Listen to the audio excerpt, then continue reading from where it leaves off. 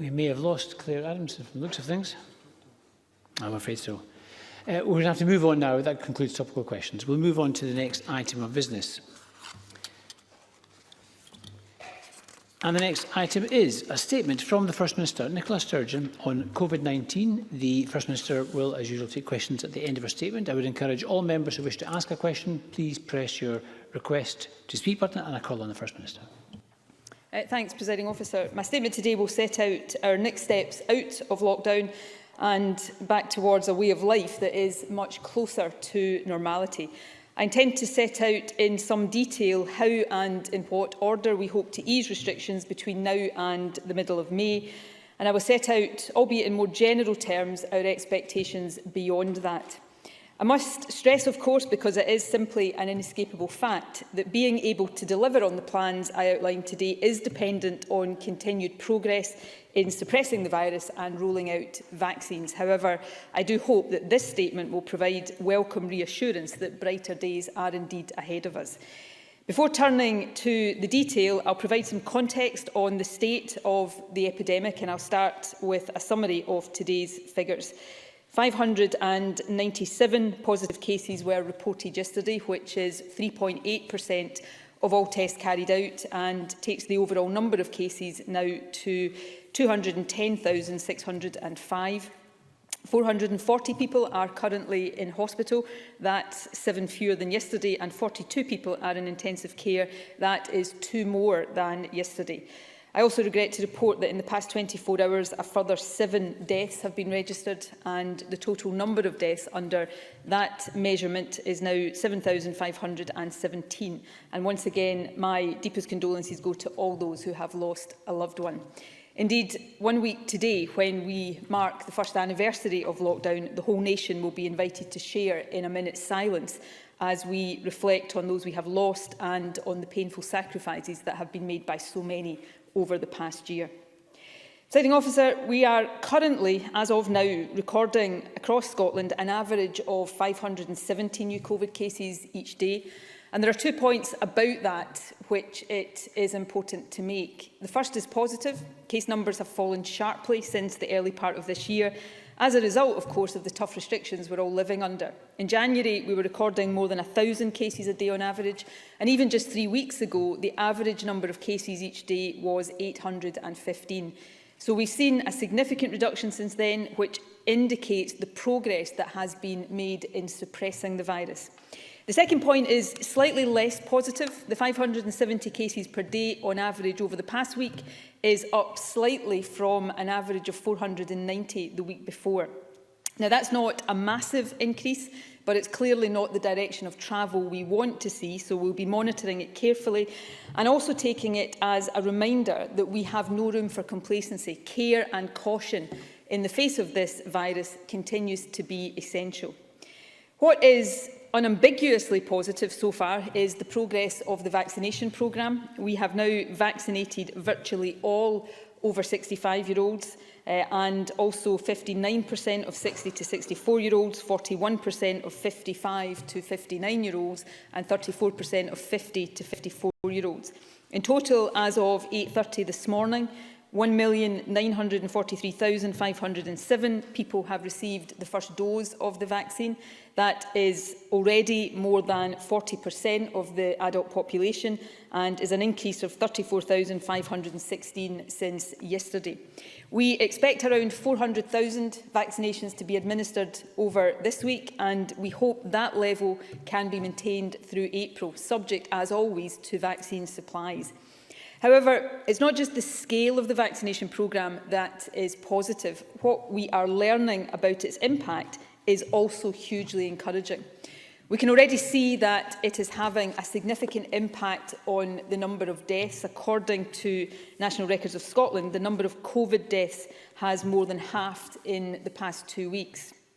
And there are now also positive indications from research, including a study last week from Public Health Scotland, that the vaccines also reduce transmission of the virus, and that is really significant. So this provides us now with greater confidence than we could have had previously about the impact of the vaccine on suppression of the virus.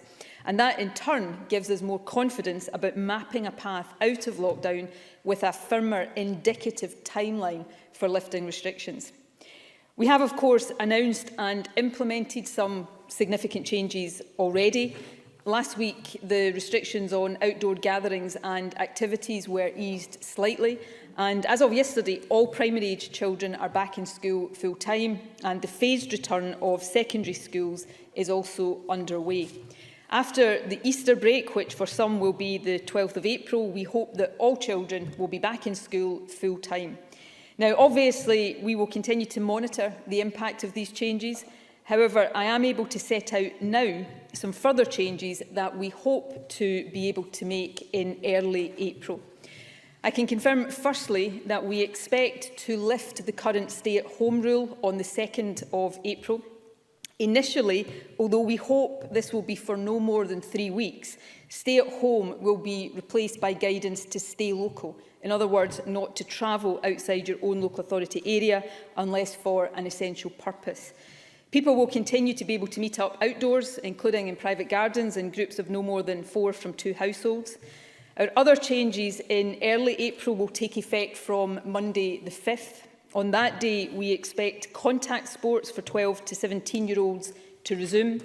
We also expect that from 5th April, more students, particularly in further education, will be allowed to return to on-campus learning. Colleges will prioritise those students whose return is essential, including those who are most at risk of not completing their courses. And that includes those who are taking qualifications in construction, engineering, hairdressing, beauty and related courses. We also expect to begin the phased reopening of non-essential retail on the 5th of April. Click and collect retail services will be permitted to reopen from that date, along with homeware stores and car showrooms and forecourts. And garden centres will also be able to reopen on the 5th of April, which I know is important as we head towards the summer period. And last, but for some of us definitely not least, we expect hairdressers and barber salons to reopen for appointments on the 5th of April as well. Presiding Officer, these changes will, I hope, make a real difference to people in a number of different ways. However, given the state of the virus and the extent of vaccination, what I have just set out is the maximum we consider possible at that stage to do safely. However, during April, we expect our vaccination programme to reach an important milestone. By the middle of April, supplies permitting, which I have to say is still a necessary caveat, we will have offered first doses of the vaccine to all 9 priority groups identified by the Joint Committee on Vaccination and Immunisation. These 9 groups include everyone over the age of 50 and all adults with particular underlying health conditions and, of course, all unpaid carers as well. And crucially, these groups account for a significant majority of the country's adult population. And even more crucially, they cover groups of the population that, between them, account for approximately 99% of all COVID-related deaths. So reaching that milestone and also taking account of the fact that it takes a couple of weeks for protection from the vaccine to kick in, it will give us confidence to ease restrictions much more significantly from the 26th of April.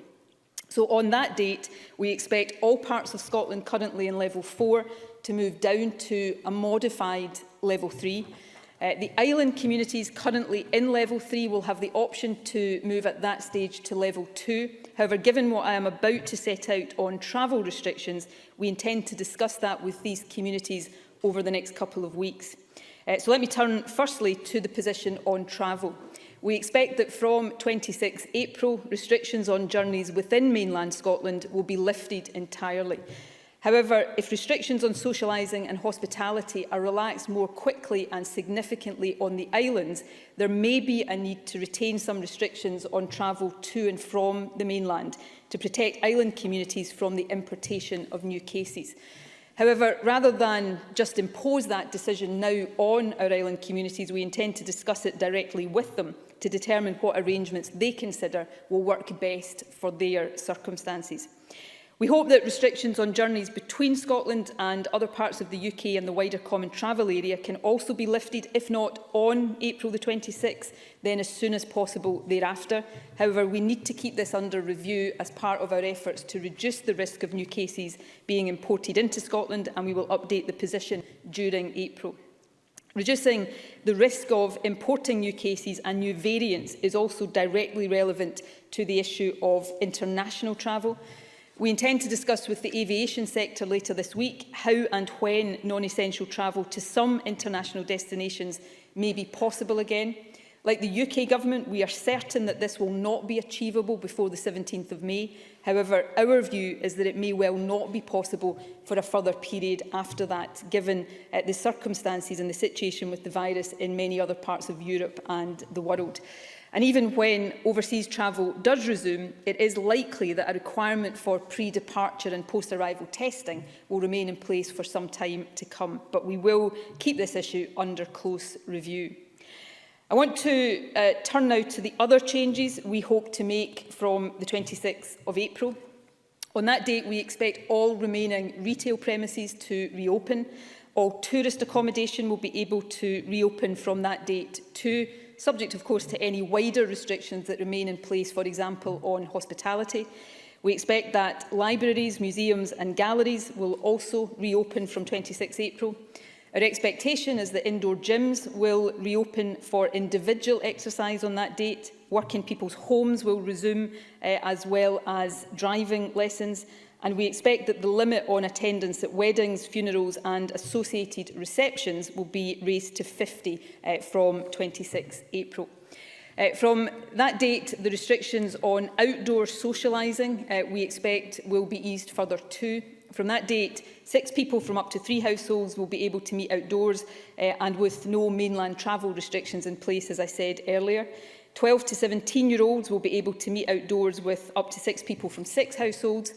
Now, unfortunately, given that the risk of transmission we know is greatest inside our own homes, where it's much more difficult to comply with mitigations like physical distancing, we cannot yet say if it will be possible to have people from other households visit us indoors from this date. But given how important this is to all of us, we do intend to keep this under ongoing review. The hospitality sector will also begin to reopen from 26 April. From that date, cafes, restaurants and bars will be able to serve people outdoors in groups of up to 6 from 3 households until 10 p.m. Alcohol will be permitted and there will be no requirement for food to be served. We also hope, though this in particular depends on continued suppression of the virus, that there will be limited indoor opening of hospitality from 26 April too. This will be limited initially to the service of food and non-alcoholic drinks until 8 p.m. and for groups of up to 4 people from no more than 2 households. As was the case last year, venues will need to retain customers' contact details for 3 weeks after their visit.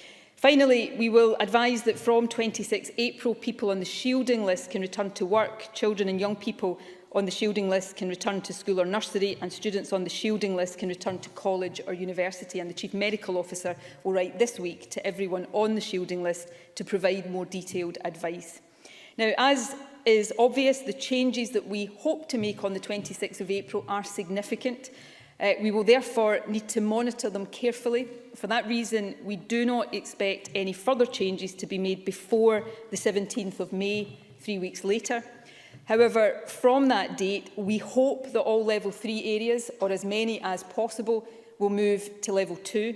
We would hope that from that date, indoor hospitality could return to greater normality, with alcohol able to be served indoors and within more normal opening hours, though possibly with some continued restrictions, a requirement for booking in 2-hour slots, for example. The precise detail of any continued restrictions will depend on an assessment of the situation closer to the time, but we will be aiming for as much normality as possible. On 17th May, we also hope that adult outdoor contact sports and indoor group exercise can resume. We would also hope that cinemas, amusement arcades and bingo halls will reopen from that date, and that outdoor and indoor events, albeit perhaps on a small scale to begin with, will also restart. We will confirm capacity limits with the events sector over the next few weeks. We also hope that colleges and universities will return to a more blended model of learning from mid-May, meaning that more students can be on campus. Further face-to-face support services will also resume, as will non-professional performance arts. Finally, on 17th May, we expect restrictions on outdoor social gatherings to ease further. And if this has not proved possible before this date, we also expect that people will then be able to meet up inside each other's homes again, initially in groups of probably up to 4 people from no more than 2 households. Now, let me come back to that point, because I know that the restriction on indoor meetings has been one of the hardest parts of lockdown for most of us to bear. Unfortunately, though, it is necessary, and I note that the easing of this restriction is not expected before mid-May in England either. However, all of us yearn to meet with friends and loved ones indoors again, and I know this is especially important for those people who live alone. So we will be keeping this under ongoing review, and we will seek to restore as much normality just as soon as it is safe to do so. Presiding Officer, I also want to give an update today on business support. In the past year, we have provided more than £3 billion of direct support to businesses in Scotland, and for the entirety of the next financial year, we will provide 100% rate relief for retail, hospitality, leisure and aviation businesses. When I spoke in advance of the UK budget, I said that the strategic business framework, which supports closed businesses, would continue until June, even if some businesses were able to open before then. However, a number of businesses have asked us to instead adopt a model of restart grants as we emerge from lockdown. We've decided to follow this advice. So I can confirm that on 22nd March, recipients of support under the Strategic Business Framework Fund will receive a final 4-week payment. There will be no new claims after that date. And then on the 19th of April, recipients will receive a combined final payment comprising a further 2 weeks closure support and a one-off restart grant. For eligible retail businesses, this will mean a payment on the 19th of April of up to £7,500, and for eligible hospitality and leisure businesses, a payment of up to £19,500. And this will provide support that is both more generous and also more flexible than previously envisaged. Presiding Officer, the steps I have outlined today give a significant degree of clarity for the period between now and the middle of May. The unpredictable nature of this virus means, and I hope people can understand this, that it is difficult to give quite as much clarity beyond that point. However, our hope and ambition is that from the early part of June, all of Scotland will move to level 1, which will allow for a further easing of restrictions. And then by the end of June, we hope that all of Scotland will move to at least level 0. Now, level 1 and even more so level 0 will be a massive improvement on where we are right now. But those levels still involve some restrictions, and so we hope that we will be able to get beyond even that. We will be assessing the situation as people would expect on an ongoing basis with a view to restoring as much normality as possible. It is our fervent hope and also our tentatively increasing expectation that vaccination, continued and effective use of test and protect, and probably a continued compliance with some precautions like good hand hygiene, for example, will allow us to keep COVID under much greater control. And that this will then allow us to enjoy many of the things that we took for granted before the pandemic. For example, normal family gatherings where we can hug our loved ones, sporting events, gigs and nightclubs. Now, for me to set out a precise date for all of that right now would involve plucking it out of thin air, and I'd probably be doing it to make my life easier, not yours. So I'm not going to do that. But I do believe that over the coming weeks, as more and more adults are vaccinated, it will be possible to set a firmer date by which many of these normal things will be possible. And I am optimistic that this date will be over the summer. And I know I will not be the only one now looking forward with a real sense of hope to hugging my family over the course of this summer. Presiding Officer, 3 months ago, when we had to reimpose lockdown in the depths of December, it was a dark moment in an unbelievably tough year. I know how difficult the last few months have been, and I will never underestimate and I will never stop being grateful for the sacrifices, the really hard, painful sacrifices that everyone has made. But now, thanks to those sacrifices and the success of the vaccination programme, we are in a much brighter position. As we move further into spring, children and young people will be back in school full-time, shops and services, we hope, will be reopened, we'll be able to travel more widely, we'll be able to see more of our friends and loved ones and start to meet again in bars, cafes and restaurants. As we move into the summer, an even greater degree of normality, hopefully something much closer to actual normality, with the ability to hug those we love, will become possible. All of that should fill us with optimism. This is certainly the most hopeful I have felt about the situation for a long time. However, as you would expect, I do need to add a note of caution. I know this is the bit none of us want to hear, but the route back to normality does depend on continued suppression. Right now, things are much better, but hundreds of us are still getting this virus every day. Last week alone, more than 200 people were admitted to hospital with the virus. We are getting it under control, but it is still dangerous and it is now even more infectious. So we must continue to suppress it to the lowest level possible as we try to get our lives back to normal. So for now, please continue to stay within the rules. Until April the 2nd, please stay at home, except for specific purposes. Please don't meet people from other households indoors, and please follow the facts advice when you are out and about. By doing all of this over the last long, difficult months, we have protected each other and saved lives. By doing it in the few weeks ahead, we can make steady and progress back to normality. And we will continue to protect each other as we journey towards those brighter days that I do firmly believe are now in sight. Thank you very much. First Minister, we're going to turn now to questions. I encourage all those who haven't already done so to press their buttons, and I call Ruth Davidson. Thank you, Presiding Officer. Today's update, as briefed, has started to give some clarity as to when various sectors can reopen. Frankly, it's clarity they were calling for and expecting 3 weeks ago when the First Minister said she would reveal her roadmap out of the restrictions. But that notwithstanding, it will give much encouragement to those who are desperate to get back to work, shops to welcome customers and hairdressers to welcome clients. But a statement can be as instructive by what is not mentioned as much as the information that is. And we know there's a huge job to get public services affected by COVID back online, whether that's NHS testing and treatment, the backlog of court cases or support services for those with special needs. Presiding Officer, for a week, beginning with International Women's Day and ending on Mothering Sunday, last week was a particularly tough week for women.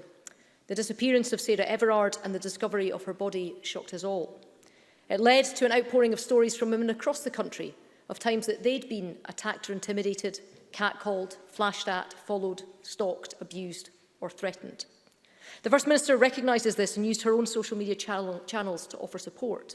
And of course she can't solve all these problems, but she could offer specific action in specific areas to make things just a little better. The First Minister will have been as struck as I was this week by the number of women explaining how their horizons have narrowed during COVID, that basic pursuits that most men don't think twice about, like going for a walk or run or other outdoor exercise in the evening or after dark, simply isn't an option for them if they want to feel safe and stay safe. So I'm asking her to look again at moving up the reopening date of well-lit and well-supervised safe exercise spaces like gyms, so that people across Scotland, but especially women, can get out of the house and do basic exercise without fear. Another improvement would be to reopen all scans and stages of pregnancy treatment to partners so that women aren't going through so much of the patient pathway alone. And further, the First Minister has previously talked of diagnostic testing restarting, but we know from recent data that urgent referrals for treatment of possible cervical cancer is down around half on rates for 2019. London is trialling at-home smears, so can the First Minister commit to looking at a similar catch-up scheme here? And finally, we've seen a rise in violent crime across Scotland, just at the time that the backlog of court cases has soared. Can we increase the number of High Court sittings and take the court on circuit so that those waiting for justice, particularly those having been subject to violent or sexual crime, can get that justice earlier? First Minister. Firstly, had I announced everything I've announced today 3 weeks ago, I would have been doing so without the confidence that we would have reached a stage of having suppressed the virus and vaccinated enough people to make it safe. And what I've tried to do, and some people will agree, some people will disagree, from day one of this pandemic, literally every single day, is take balanced decisions that put the overall safety of the country first. And that is what I am going to continue to do each and every single day. That's more important than headline grabbing or doing things to make the lives of politicians easier, because my job is to protect, as well as I can, the safety of the population at large. And I would repeat again that because of the cautious approach we took coming out of lockdown last year, we kept things open longer than was the case in other parts of the UK. And of course, we're coming out now of our second national lockdown. Other parts of the UK are coming out of their third national lockdown. So these are decisions that are important to get right. Opening up public services that have had to be paused is a priority. And actually, it's because we give that priority, schools being at the top of that list, that we have to be more cautious with opening some parts of our economy, because we can't do everything when headroom to suppress the virus is so limited. So we have unapologetically and unashamedly prioritised the return of schools, and getting the health service back operating normally is a real focus now. The Health Secretary and I had a roundtable discussion just yesterday with representatives from across the health service, hearing directly from them about the priorities and the needs that they have. We've just established a new Centre for Sustainable Development in the National Health Service that is looking at innovative ways, at-home smears, for example, although I think we've got to be careful about exactly how we describe certain things. But all of that is part of what we are now doing to take forward the sustainable recovery of the National Health Service, while also supporting the health service to treat COVID patients for as long as that is necessary. On justice, significant investment in justice, significant work with the Courts and Tribunal Service has meant that, again, creative and innovative ways were found to keep court hearings and trials going, although there has been an undeniable impact on that, and we will continue to bring those services back as safely as possible. With gyms, I hope to see gyms open on the 26th of April for individual exercise, group exercise outdoors, so that people are not faced with having to do that on their own, and that's particularly important for women, particularly in current circumstances. We allowed that from last week to recognise the importance of that for people's physical and mental health. So none of this is easy. It will do nobody any favours for me to stand here and rush to do everything at once, because it will set us back. What we are setting out is a sustainable and steady path out of lockdown, back to normality, and I believe it's one that the vast majority of people across the country will support. Thank you. Anas Sarwar. I thank the First Minister for advance sight of her statement, and can I also pass on my condolences to all those that have lost a loved one. Steps to reopen our society and economy are welcome, particularly as they too impact on health and well-being, and I know that this will give much needed hope to people across Scotland, and that's why we need to make sure that this is our last lockdown. In the past week, we have seen a rise in the number of cases, and there are local areas where rates are still much higher than average. Whilst we want to see progress, we need to make sure that as restrictions are lifted, infection rates do not rise with them. Finally, reaching 400,000 vaccinations a week will also be welcome. But last week, almost 420,000 gold standard PCR tests went unused. Will the First Minister commit to using these in our schools and workplaces as restrictions ease? Effective testing and tracing is what will stop us going back into another lockdown. We also welcome the commitment of additional funding for businesses, but the eligibility and the speed of dispersal is crucial. Does the First Minister recognise that it will take time for businesses to recover even after the restrictions are lifted and lockdown ends? And does she agree that transitional support must be made available over the longer term to avoid businesses having to close and people losing their jobs? First Minister. Well, firstly, all of us want this to be the last lockdown, but it is not as easy as a politician simply saying that as a soundbite to make it happen. Making sure this is the last lockdown involves taking careful, cautious and sensible decisions, sometimes having to take unpopular decisions in order that we can make sure that our exit from this lockdown, even if it is a bit slower than we are all desperate for it to be, is a steady one and firmly in one direction, and that we don't end up setting ourselves backwards. So that's what I'm focused on, and the government is focused on every single day. In terms of testing, we are using lateral flow devices in schools and increasingly in workplaces as well, because they are quicker to get test results. There is, no purpose in using PCR for asymptomatic testing, but it takes longer to get the results. So we are using lateral flow testing, and if those tests are positive, they then get confirmed or otherwise by PCR testing.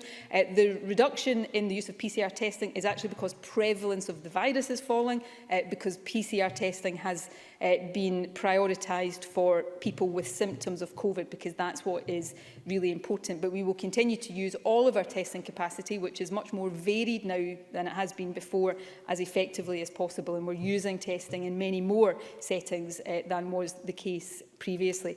On business support, what I've set out today is equivalent for eligible retail businesses to about 3 months additional support in terms of the start-up grant. I think for eligible hospitality and leisure businesses to about 6 months support. So it will provide additional support even after businesses start to reopen, and is more expansive than what we had previously planned.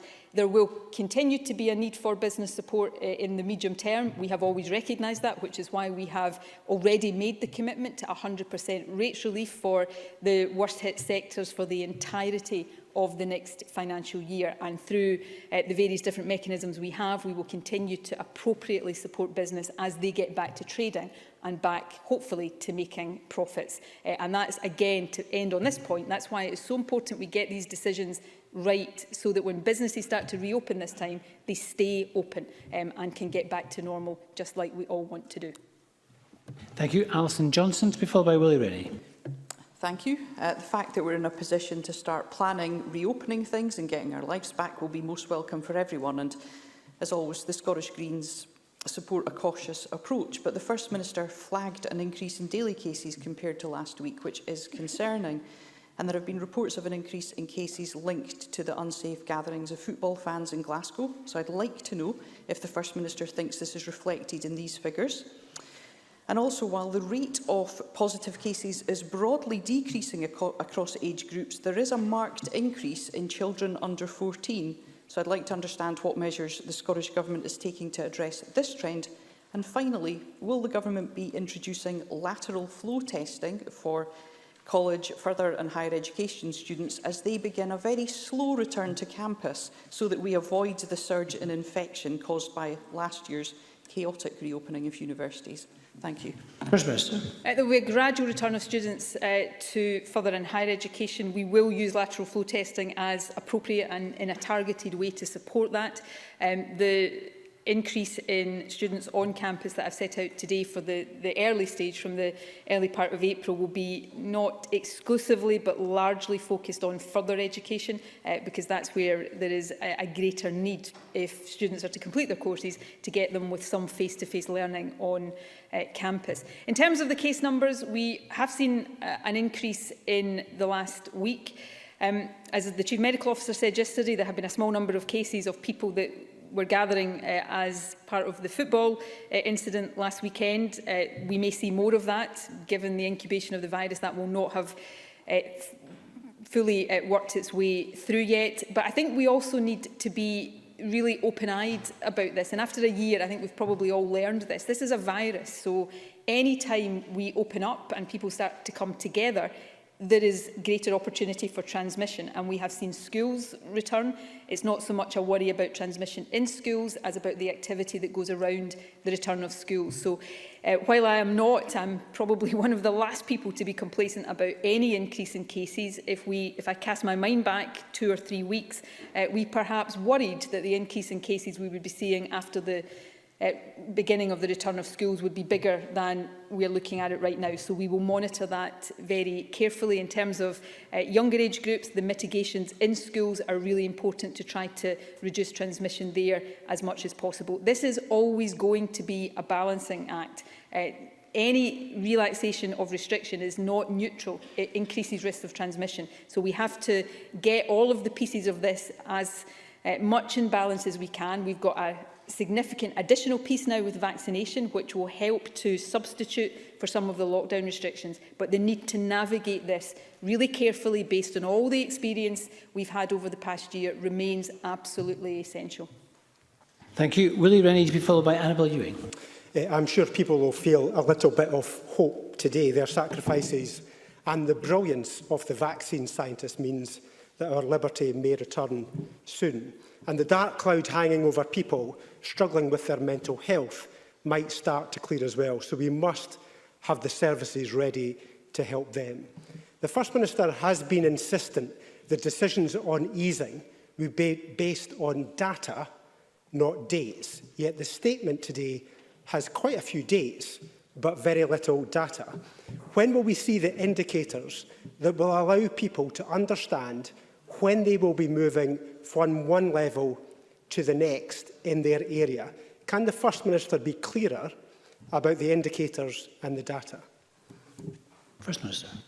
Well, people, I think, want some clarity about the indicative timeline, which we're trying to give them. All of this is predicated, though, on the data continuing to go in the right direction. If the data starts to go wildly in the wrong direction, then clearly all bets are off. And that's why it's so important for all of us to continue to convey those messages of discipline and continuing to stick with it for a little bit longer. In terms of the move down from level 4 for all of mainland Scotland and some parts of our island communities, we want to try to do that as one country because that will allow us to lift travel restrictions. And even although some parts of the country are at lower levels of prevalence right now, because we are not yet at a critical point in terms of vaccination, it would still be very risky to lift those restrictions more quickly in those parts of the country. When we have done that, if there are outbreaks or variable transmission across the country, we will have the option of using the levels, and we will publish shortly the latest indicators that we would intend to use. As I had to say repeatedly before, it is not an exact science. But at the moment, for the whole country, it's about getting the virus as low as possible and keeping it there, recognising that as we start to ease, as I said before, it's not neutral. So it's a combination of all of this that we need to keep in mind as we try to navigate our way through these next few weeks. Thank you. Annabel Ewing to be followed by Maurice Golden. Thank you, Presiding Officer. The setting of indicative dates for the initial easing of lockdown is very welcome news indeed. However, I do note the cautionary note that the First Minister has struck. And I wonder if the First Minister could clarify then by what date any change in plan would be communicated in the event that the COVID-19 data dictated a change of approach. This would be very important information to allow my Cowdenbeath constituents and people across Scotland to start to make firm plans as they seek to return to a greater degree of normality in their lives. First Minister. We would aim, as we have generally done throughout this, to confirm, hopefully, or otherwise, if things were not going in the right direction, a week before each of these dates about whether the changes are going to happen or not. I very much hope that will be confirmation. But the point that I've raised and Annabel Ewing has really underlined for me here today is that nothing with an infectious virus is set in stone. If we take our foot off the brake too quickly, ease up too much over these next couple of weeks, and the slight increase we've seen in the last week accelerates, then obviously, and this will be true for any country, we will need to reconsider. So if we want to keep on this firm, steady path forward, we need to continue, all of us, to be sensible. One of the things that I think should give all of us some cause for, if not concern, then at least lead us to guard against complacency, is there are many parts of Europe right now where things look as if they are going in the wrong direction again. So, you know, this virus will take the opportunities. We're in a better position with vaccination, and that is really good. And increasingly, we think the vaccination will do the job that restrictions are doing right now. But we're not quite there yet in entirety, so we continue to need to have that balance. But if we all keep doing some of the same things that we've been doing for a long time now, then I do really believe that as we go into the summer, there's every reason to feel very optimistic about the way in which we'll be able to be living our lives. Maurice Golden, followed by Claire Adamson. Thank you, Presiding Officer. When will the Scottish Government publish updated guidance on restrictions contained within the tier system, especially the restrictions that exist in Level 0? First Minister. We'll publish some of that, backing up what I've just said today, later today. It's possibly already published in terms of the update to the document. In Level 0, one of the things we need to have some further discussion about and take account of the data closer to the point we might get into Level 0 are things like the numbers of people allowed in stadiums or at events. We don't want to prejudge that too much and set that too low, or on the other side, raise expectations too high at the moment. So we will take a bit more time to come to final views on that, and I think I indicated that in my statement. The further out we go with this, it just gets less possible to be absolutely crystal clear about things. And the more you do try to be crystal clear, the more chance there is you will end up having to change the position. So we're trying to give clarity as far out as possible, but be upfront with people that we will need to assess things further down the line, a bit closer to the time. Thank you. Claire Adamson, to be followed by Jackie Bailey. Thank you, Presiding Officer. First Minister, what reassurance can you give to parents and carers and staff following reports of an outbreak of coronavirus at St Ignatius Primary School campus and its associated nursery in my Motherwell and Wishaw constituency? First Minister. I mean, this is going to be one of the difficult things on an ongoing basis with this virus. Even as we get, as we hopefully will, prevalence and incidence down, we will see outbreaks of the virus. And unfortunately, sometimes those outbreaks will affect schools and nurseries. Even if they're not in the schools or nurseries, there will be people associated with them. And they need to be managed in line with all of the protocols and all of the guidance and all of the correct mitigations. And I know that's difficult for parents and young people, but it is going to continue to be, unfortunately, a feature of dealing with this virus. Obviously, the more we can suppress community transmission, though, the more we reduce the possibility of outbreaks. We've already published a suite of comprehensive guidance on mitigations to reduce risk in schools and of course in secondary schools for pupils and for all school staff. That's now supported by regular at-home testing, which should also further reduce the risk of outbreaks and hopefully as community transmission continues to fall, so too will the number of young people affected in school-related outbreaks. Jackie Bailey, to be followed by Stuart McMillan. Age Scotland, Engender Inclusion Scotland and about 20 other civil society organisations have written to the First Minister welcoming her commitment to a public inquiry into COVID-19. They're asking her to work with civil society to take a human rights approach and consider the impact on a wide range of groups, including care home residents, frontline staff, women, people from the BAME community and older people. Will the First Minister ensure that the remit captures all of this? And given the length of time that public inquiries take, will the First Minister commission that inquiry now and ensure it reports in interim phases? Minister. I've already given a commitment to a human rights-based approach to a public inquiry. I believe we may still be the only government in the UK that has given a clear commitment to a public inquiry. If I'm wrong about that, though, I stand to be corrected.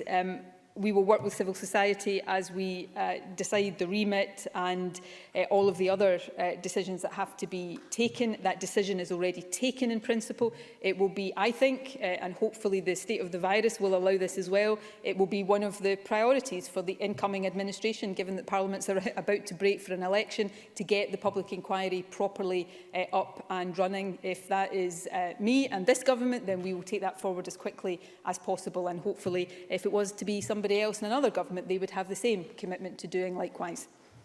Stuart McMillan, to be followed by Donald Cameron. Thank you, Presiding Officer. I thank the First Minister for her statement, and I know that many businesses across Scotland will appreciate the clarity that is given on the course of direction out of lockdown and hopefully back to a greater normality as soon as it's safe. Can I ask the First Minister, however, to provide further reassurances for those businesses who are having to remain closed for the time being, that financial support will be made available to help them through what I know certainly will be a difficult and turbulent period for many.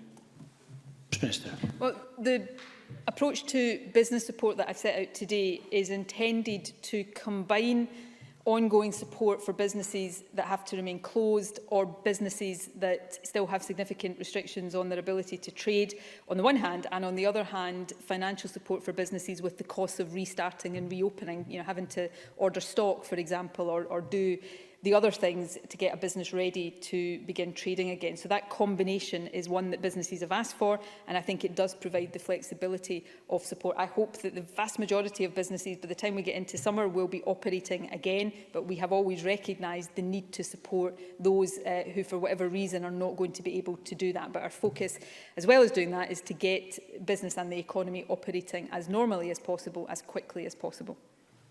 Donald Cameron, to be followed by John Mason. Thank you. The First Minister will note a recent report which stated that more than half of severe COVID cases were transmitted in hospital during the second wave of the pandemic, and Scots were nearly 13 times more likely to become seriously ill from COVID if they had been in an NHS Scotland facility in the fortnight before testing positive. As we remobilise the NHS, can the First Minister explain what action she will take to prevent this from happening again? First Minister. Well, there is a direct correlation between community transmission of this virus and nosocomial infection and transmission. As we have seen community transmission fall, so too have we seen infection in hospitals fall, and therefore the most important thing initially is to get community transmission down. There is a whole range of work, not just in relation to COVID, but generally is undertaken in hospitals to reduce the risk of infection in hospitals. The Edinburgh University study is an important paper. It highlights a number of issues that the Nosocomial Review Group has previously considered.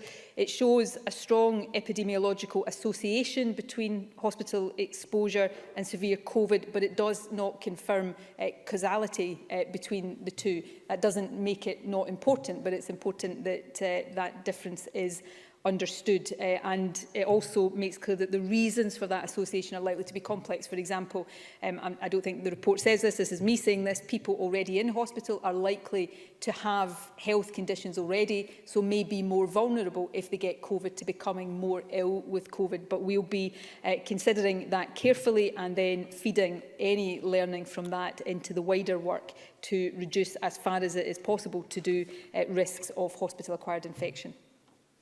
John Mason, to be followed by David Stewart. Thank you very much. On Saturday, I have to say I was delighted to get the AstraZeneca vaccine myself. I guess I'm slightly older than the First Minister, so maybe I got it before her. But I just wonder if she could give any reassurance to those people who have some concerns about AstraZeneca vaccine as seen in other countries. First Minister. I don't want to be churlish, but I think Mr Mason is significantly older than the First Minister from my memory. But I am anxiously awaiting my own vaccination appointment, since I'm now in the age group that is beginning to be called for vaccination. I think most people across the country, I'm really anxious to be vaccinated. Enthusiastic is probably a better word, to be vaccinated. And as soon as I get the invitation, whether it's Pfizer or AstraZeneca, I will be there getting my vaccine. To reassure people, though, and the Chief Medical Officer said quite a lot yesterday about this, to try to reassure people, vaccine safety is paramount. The safety of vaccines is monitored on an ongoing basis. There are well-established schemes, the Yellow Card scheme, that record adverse events, so that there is very, very careful monitoring. There's currently no evidence that we are aware of that suggests there is a risk from the AstraZeneca vaccine. What we are firmly of the view, is that the benefits of the AstraZeneca vaccine far outweigh any risk that there may be. That's the view of the MHRA, which is the UK regulator. The WHO and the European Medicines Agency have already said the same. So my advice to people is to come forward for vaccination as soon as you are invited to do it. There is massive benefit to that, and be assured that the safety of vaccines on an ongoing basis is something that is taken very seriously. David Stewart, followed by Ruth Maguire. Thank you, Presiding Officer. I am considerably older than the First Minister, and I'm delighted to say that I've had my vaccination.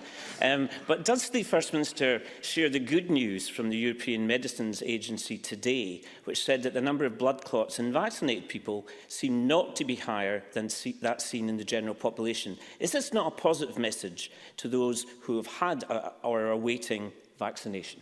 First Minister. It is. I was paying very close attention to the views that the European Medicines Agency have just articulated earlier today, and they are, as Dave Stewart sets out, they're doing some further review over the course of this week. But I'm not a clinician and I'm not an expert, so this is a summary of the position as I understand it, based on the advice given to me by the Chief Medical Officer. There is no greater incidence of blood clots from people who are vaccinated than there would be in the general population. And as I understand it, there is no definite association or causation between the vaccine and those who have had blood clots. So the advice from the MHRA, which, as I said, is the UK regulator, is that the risks are far outweighed by the benefits, and there is no reason for people not to take the vaccine. That is the view of the European Medicines Agency and the WHO as well. Getting vaccinated seriously and significantly reduces your chances of becoming ill or dying from COVID. And that, I think, is the reason why everybody should come forward and get their vaccine just as soon as possible, as I'm delighted to hear Dave Stewart already has. Thank you, Ruth Maguire, to be followed by Jamie Green. Thank you, Presiding Officer. Today's announcement is positive. However, there are many families struggling as a result of the economic impact of the pandemic, particularly those on low incomes, those who are sick or folk who find themselves in other vulnerable circumstances. With them in mind, can the First Minister outline what measures the Scottish Government is taking to assist? First Minister. Well, it's I think a really important reminder that in many different ways the impact of this pandemic is going to continue long after the COVID restrictions have been lifted. That will be true for many businesses, it will be true for public services, and it will definitely be true for individuals, some of whom were already struggling financially before the pandemic, others who have been plunged into financial difficulty because of the pandemic. We've taken a range of different measures: direct payments to low-income families with children, extending free school meals over holiday periods, increasing the funding to the Welfare Fund and for discretionary housing payments, protections against eviction, and a number of other things aside. And of course, during the pandemic, although it was planned before the pandemic, the new Scottish Child Payment has also come on stream and is starting to put money into the pockets of the lowest income families. I think there's more to do, and just as support for business will continue to be something we have to think about, so too will support for individuals who've been impacted the most. Jamie Green, to be followed by Ross Greer. Thank you. Can I ask if today's framework essentially confirms that we're moving out of lockdown nationally at the same pace, with no scope for local easing? And can the First Minister assure businesses that if virus suppression and lockdown milestones are not met, that the Strategic Business Framework Fund will continue? First Minister. Yes, and we will keep the infrastructure of the Strategic Business Framework Fund in place, so that if we have outbreaks in future, or if there are any, which I hope there won't be, but if there is a need for any regional lockdowns, then that can be used to provide support for businesses there, just as was the case at the start of lockdown, or rather when we came out of lockdown before and we had to have regional measures in place. I very much hope, and we intend, that all of the country currently in level 4 will come down to level 3 on the 26th of April. Trying to do things regionally before then, I think, is impractical because of the need to get a sufficient number of people vaccinated before it's safe to lift restrictions to that level. And also doing it that way allows us to ease up the travel restrictions as well, which I know for a lot of people, particularly for family connections, is really important. Although I've already said there are issues we need to talk to island communities about. The level system will be there, though, if we need it, particularly after that, if by the time we get to the 17th of May or thereafter, much of the country can come down a level, but there's one part of the country that's got stubbornly high prevalence. We will have the ability to use it in a varied way, and I think that's important because we don't want to hold one part of the country back because of the level of the virus in others. But I think at this initial move out of lockdown, the more we can do that on a uniform basis so that everybody benefits from that and everybody can have the maximum benefit of that, I think that is the best way in the immediate term to proceed. Ross Greer, to be followed by Mike Rumbles. Thank you. Colby's Ice Cream in Mulgai are one of a number of businesses who struggle to access a business restriction grant. It appears this is because the guidance explicitly excludes takeaways, but the relevant regulations have since been amended to restrict the operation of takeaways. So can I ask the First Minister, if a takeaway business incurs a cost adapting to meet the regulations, is it now eligible for a business restriction grant? First Minister. I think if Ross Greer doesn't mind, I would like to look into the detail of the particular business so that I'm giving an answer that is appropriate and accurate to their circumstances rather than give a generic answer. So if he wants to email my office now or later on, I'll get that looked into and come back with a specific answer to him. And Mike Rumbles, to be followed by Kenneth Gibson. I'd like to let the First Minister know that as soon as these questions are over, I'm off to the International Conference Centre to get my vaccination. Looking forward to it, at last. When, however, to the serious bit now, when the pandemic is over, will the First Minister learn the lesson that the government shouldn't introduce unenforceable laws which are impossible for Police Scotland to enforce, putting the police in an impossible position as many normally law-abiding people honour the stay-at-home law and the travel restrictions in particular more in the breach than in the observation, and it simply undermines the rule of law. And God forbid, if this ever happens again, while it is quite right, and I recognise it is quite right, that the government, of course, advises and encourages people to stay at home, it shouldn't rely on unenforceable laws because it does undermine the rule of law for many normally law-abiding people. First Minister.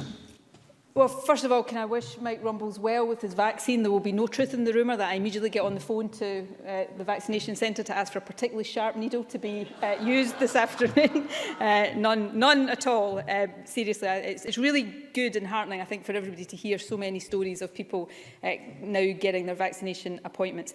Look, we haven't introduced laws that we know are unenforceable. We've introduced laws out of necessity that we know are difficult to enforce, and we've worked very closely with Police Scotland throughout that. They've been frank with us where they thought we should change the balance of what we were doing. They've been frank with us where they thought a particular regulation might be more difficult to enforce than others, but they have done a sterling job in trying to encourage and work with the population to comply and using enforcement only where necessary.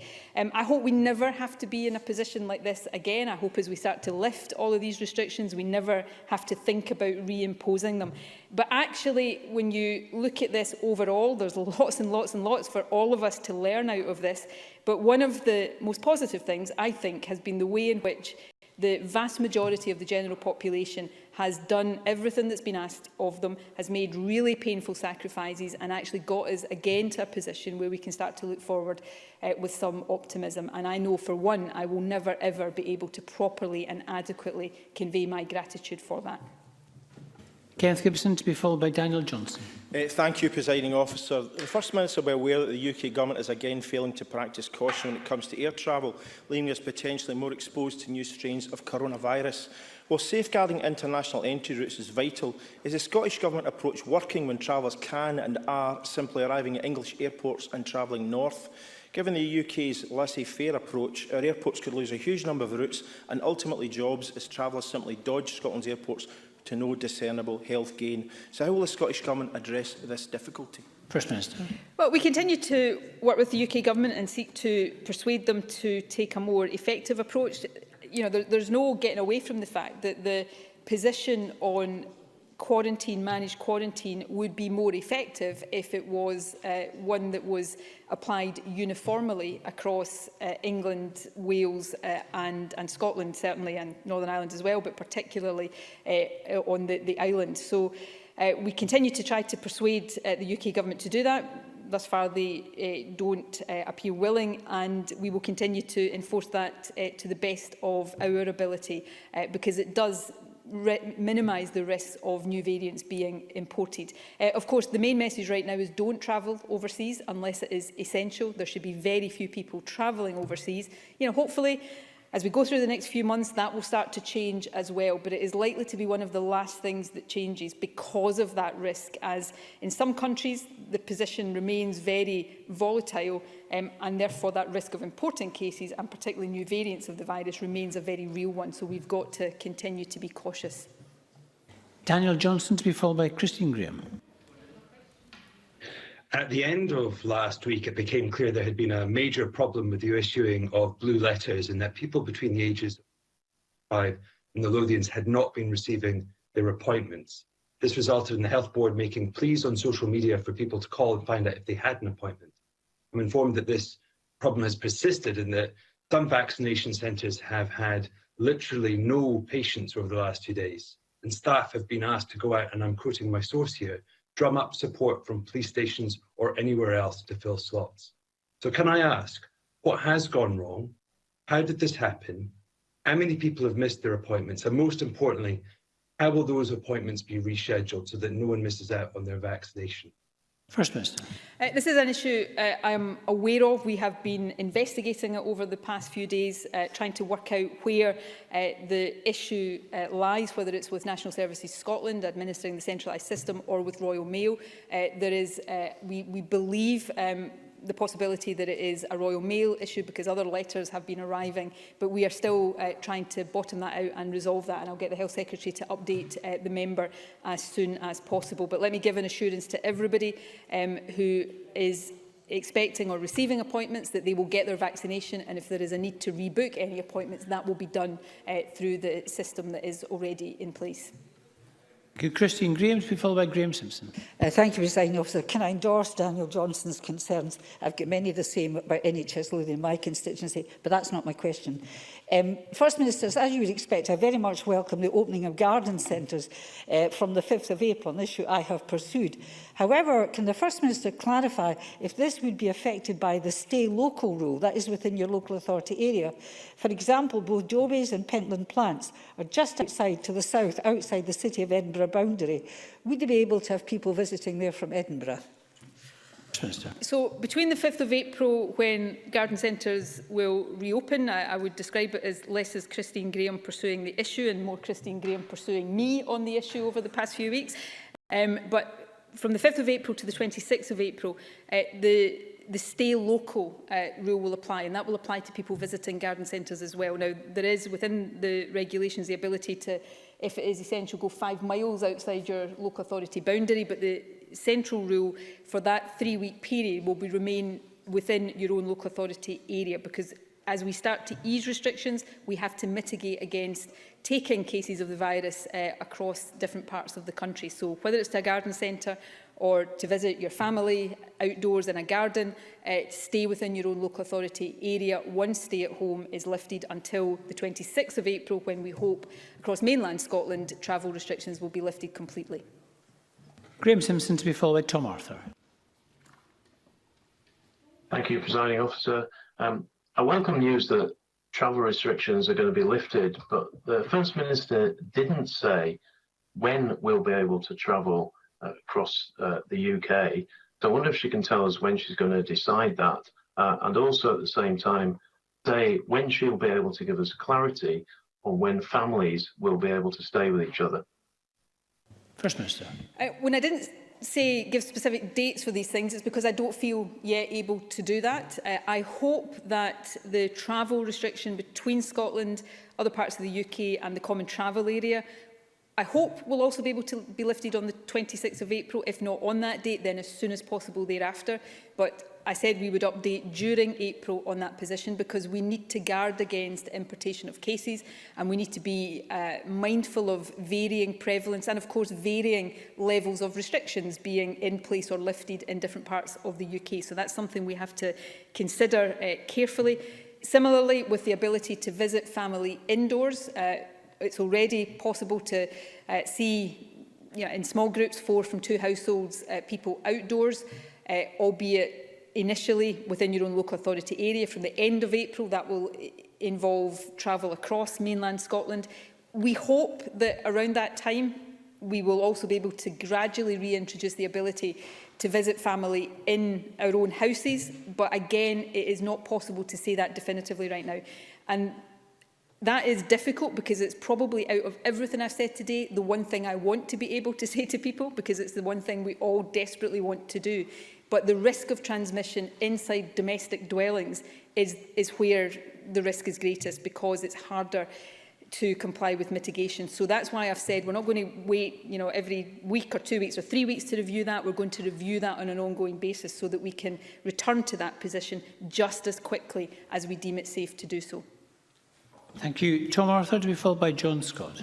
Thank you, Presiding Officer. Throughout the pandemic, we have seen quite significant levels of variation in prevalence of the virus between local authorities and within local authorities at the neighbourhood level, with some communities seeing stubbornly high levels of prevalence.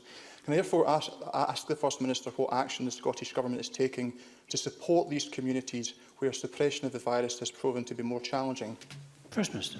Well, we've worked very closely with Public Health Scotland, with our senior clinicians network and indeed Test and Protect right throughout the pandemic to try to support local communities with particular local challenges and higher than average or stubbornly high levels of prevalence, and we'll continue to do that and provide that support to local health boards and local councils where appropriate. We have a national incident management team that meets regularly with local directors of public health to share best practice and agree actions that will help control outbreaks and drive prevalence down in local areas. And of course, one of the additional tools we now have at our disposal and have been using is community asymptomatic testing, and that has been targeted at areas where prevalence has remained stubbornly high, and we will make that available to communities where we consider it might help get rates down.